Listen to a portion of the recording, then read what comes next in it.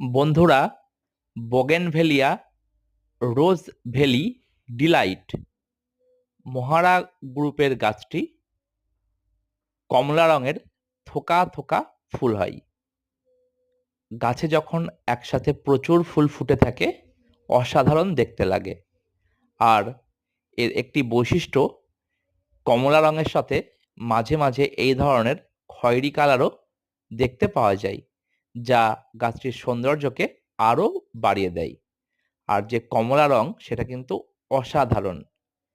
এই গাছের ফুল অন্য ফুল গাছের মতো শুকিয়ে যাওয়ার পর ঝরে যায় না। মহারা গ্রুপের অন্যান্য ফুলের মতো শুকিয়ে থোকা অবস্থায় গাছেই ঝুলতে দেখা যায়।